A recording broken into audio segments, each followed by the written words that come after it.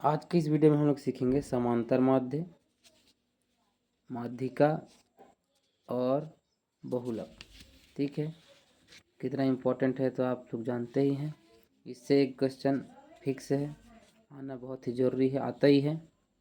ठीक है, तो चलिए शुरू करते हैं। ऐसे दिया रहता है जैसे वजन किलोग्राम में 30 से 40, 40 से 50, 50 से 60, 60 से 70, 70 से 80। ठीक है, यहाँ बच्चों की संख्या नीचे दी रहेगी।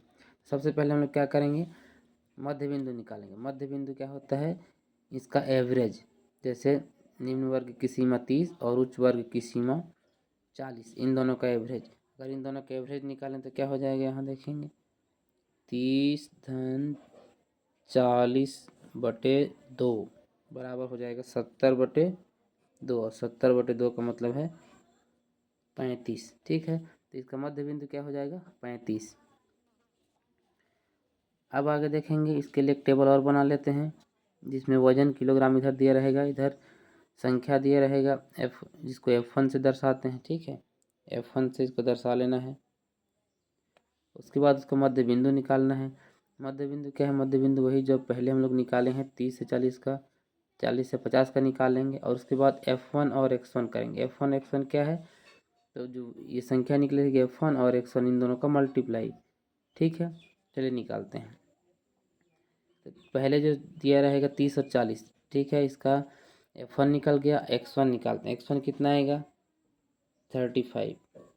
एवरेज जो पहले हम लोग निकाले 30 + 40 और उसको डिवाइड करना है 2 से। ठीक है, उसके बाद इसका कितना हो जाएगा, 40 और 50 को जोड़ेंगे 90 हो जाएगा। 90 का एवरेज निकालेंगे तो 45। ठीक, 50 और 60 का निकालेंगे, कितना हो जाएगा 50 60 का 110। 110 को अगर 2 से डिवाइड करते हैं तो ये आ जाएगा 55। 60 और 70 को जोड़ते हैं तो कितना आ जाएगा 130। 130 का आधा 65। 70 और 80, 80 को अगर जोड़ते हैं तो इसका आधा कितना हो जाएगा 150। 150 का आधा मतलब ये 75। ठीक है, अब F1 इंटू X1 करना है। ठीक है, F1 इंटू X1, तो इसका मल्टीप्लाई करेंगे। ठीक है, चलिए मल्टीप्लाई कर लेते हैं। यहाँ एक अलग पेपर ले लेते हैं, इसमें मल्टीप्लाई कर लेते हैं। यहाँ 35 गुणा 11, 11 पंचे 55, 5 कैरी, 11 तिया 33 और 33 और 5 कितना हो जाएगा, तो ये हो जाएगा 38, 385। ठीक है, तो यहाँ हम लोग लिख लेंगे 385 F1 X1 को। ठीक है, अब उसी प्रकार 45 गुणा 29 करना है, कर लेते हैं।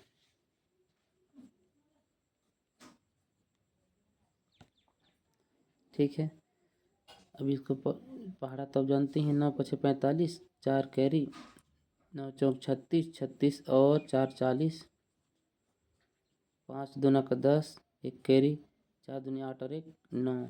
इसको अगर जोड़ते हैं तो कितना हो जाएगा 5 0 और ये 13।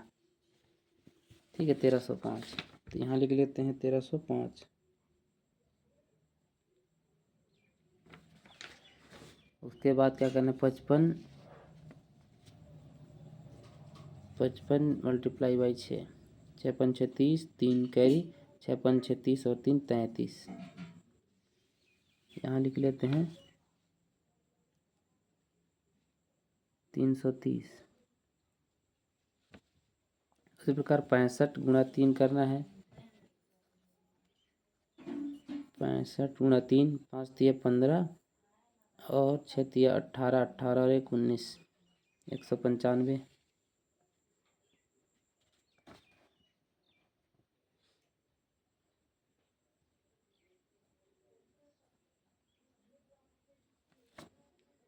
अब 75 का मल्टीप्लाई 1 के साथ करना है तो 75 × 1 = 75।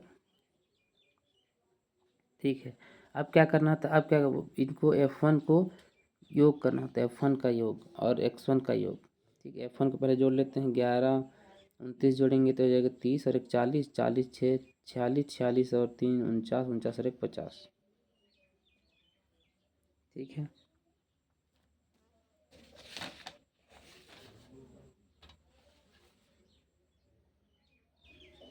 अब योग करना है F1 और X1 का, F1 और X1 का। ठीक, इसको योग कर लेते हैं। 5 5 10, 10 और 5 15, और 15 और 5 20, 20 का 0, 2 कैरी हो जाएगा। 8 3 11, 11 और 9, 11 और 9 20, 20 7 27, 27 और 2 29 का 9, फिर 2 कैरी हो जाएगा। 3 3 6, 6 3 9, 9 और 1 10, ठीक है। 10 और 2 12, 12 का 2, 1 कैरी हो जाएगा। 1 और 1 2,